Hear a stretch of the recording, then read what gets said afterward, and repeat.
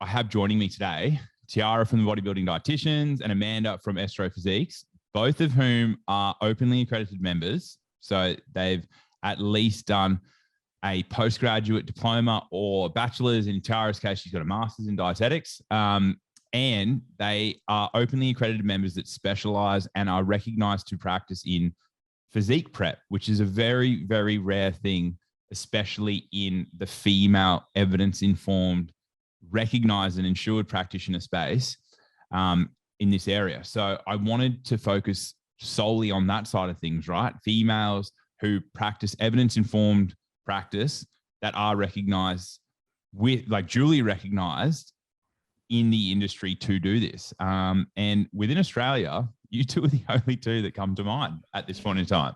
So the nutrition and exercise science degree, the bachelor degree itself is a 3-year degree full-time.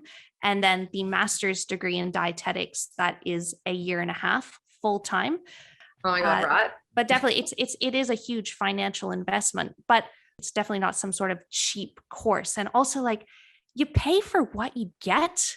So if you're trying to just go out there and just get certificates and you're just Googling cheapest PT course on the internet and you find something for $50 and you can do it in a weekend, sure, you get a piece of paper, but boy, you don't get much knowledge behind that piece of paper. And also, this industry is so saturated now that I almost feel like people need to start having these high level degrees to actually, really put themselves out there as a reputable coach and to start getting more clients. People are hopefully no longer going to those people who have only done like a weekend course. Education is an investment. It's an investment in your own development, in your career.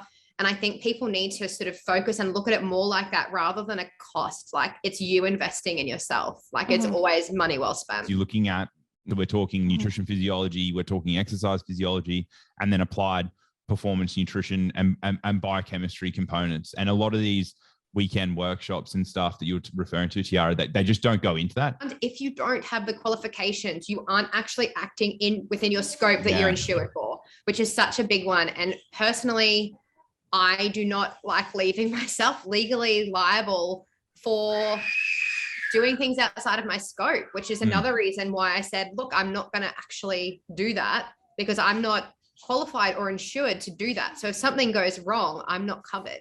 And it actually explodes my brain, the amount of coaches out there that are completely leaving themselves open for lawsuits because they're not actually insured for what they're doing. There's a big portion of the public that think PTs are allowed to give out nutrition advice. Yeah. You don't want your property that you worked 10 years for to be compromised because you're not covered.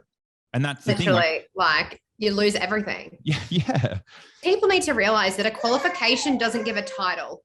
Like a law degree doesn't make you a lawyer. It makes you a person with a law degree.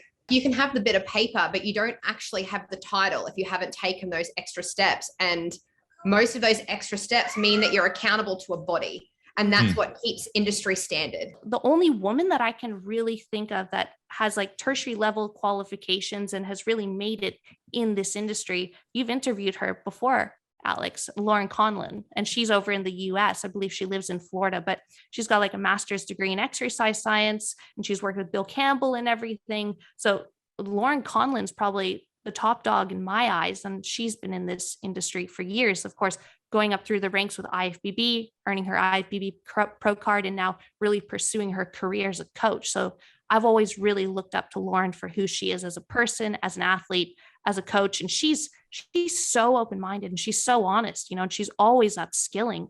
I think it's important to recognize that like people can still look up to these influential people, particularly women in this space. There's a lot of them here in Australia, but just be careful about what they're influencing you to do. So you can look up to someone if they've got qualifications and training.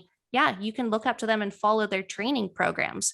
But if they are not qualified in nutrition, don't be influenced by their nutritional advice. When you're seeking out a coach, really do your research and really look into, okay, cool. What can this person actually provide for me in a very healthy and safe manner? And do they really align with what I'm out to achieve? Because they're only like been in the industry, let's say the last like 3 to 6 years, they don't really appreciate just how bad things were and just how far we've come and progressed. Oh. So if you see that influencer, just remember to think critically. And also, when I'm saying think critically, I also mean think about like who they're actually influencing. Because if they show a lot of skin, then their audience, even though they're female, is not female.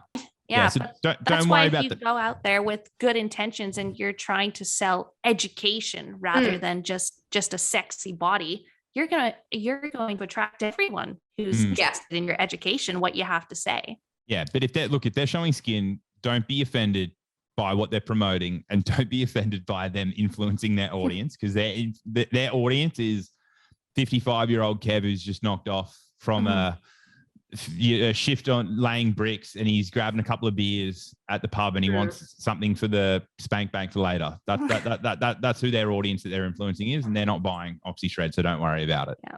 You know what bothers me the most? Bothers me the most is these organizations are telling people, yeah, you are covered, like, yes. And they're giving them this guarantee that doesn't exist. And then you put yourself in, the trainer's shoes that maybe newer to the industry. They've got, well, this person's saying this person's saying this, like this person, like they're cheaper, their course looks good. And they're promising me, like, I have got that scope, like who's telling the truth here? And I think it is absolutely, I'm not going to use the word because I don't think I can swear in here, but like terrible. It is terrible. Yeah, and it's pretty disgusting. It is like they need to be held accountable. My ideal client is someone that's willing to invest time into themselves in an array of areas.